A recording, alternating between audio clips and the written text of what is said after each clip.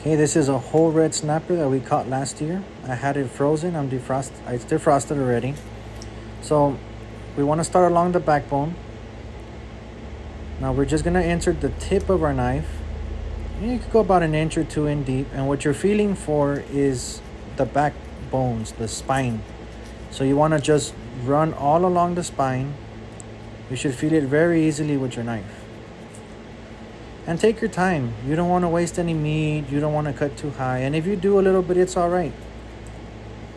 Keep on going. Now, once you start getting towards the tail end, I like to pop the knife through, as you'll see here. And then I try to keep it as flat as possible and run it all the way to the back. Now, as you notice, I'm slowly lifting up here and there, and because I want to be able to see what I'm looking at, what I'm cutting, and try to help the meat out a little bit. So go all the way to the top. Now you're gonna cut diagonally, and everything's really by feel. The more you practice, the more you'll get better at it.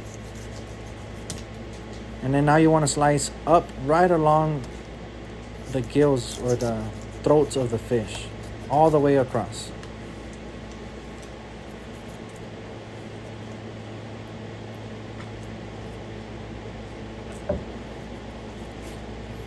As you see, that's the spine. I was following it with the tip of a knife, and you want to have a little bit of a flexible knife so you can flex with those bones, just like this. So this is some cheap $8-10 knife. You don't need nothing fancy that's $40-80, you know. Any knife will work as long as you take your time and you feel for the bones. That's exactly what I'm doing here.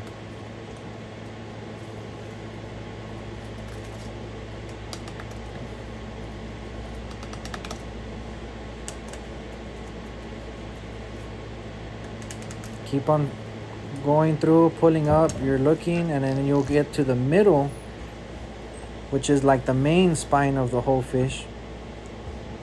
And once you get there, now instead of cutting flat, you're gonna cut downwards like at an angle on the opposite side. Now here, sometimes you're able to puncture through the pin bones of the ribs, but I couldn't. I was having a hard time. Now you're keeping that downward angle. You're rubbing against the bones now, just at a different angle. And take your time. You know, you can see when you miss a little bit of meat, you can cut right back over it. Now as you get closer to the ribs, this is where it gets a little tricky. You can try to puncture through those rib bones, or you can cut right over it.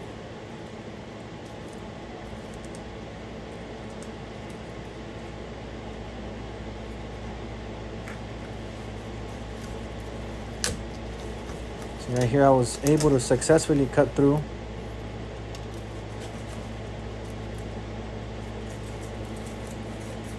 Sorry about the angle, guys. I'm filming by myself.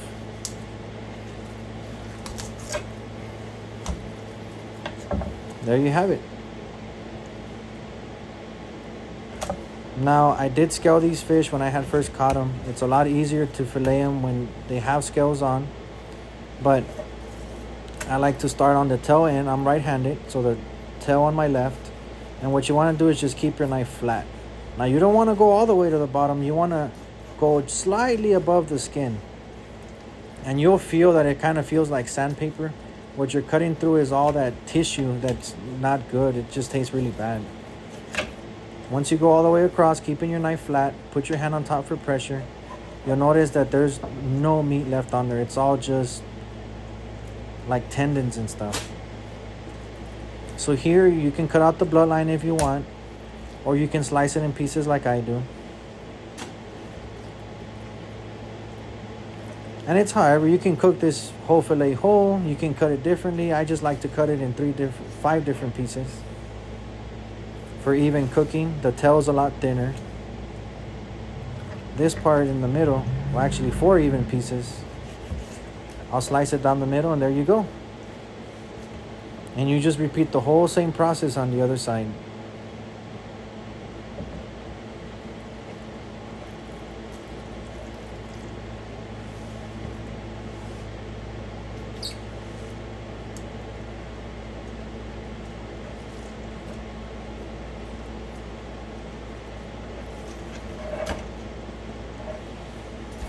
Now this side, it's a little bit more trickier. It's the same concept. You want to cut along diagonally, and you just feel with your knife. Everything is just feeling with your knife.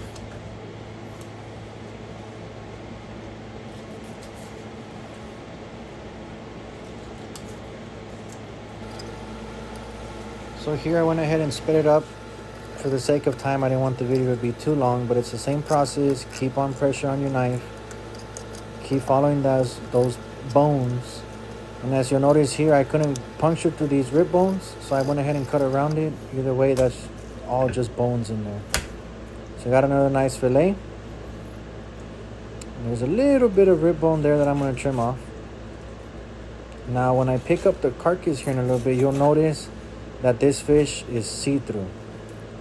And that's what you want, is you want to see through on both sides. That's how you know you got all the meat. Now, if you don't want to waste the carcass, you can use it to make fish soup.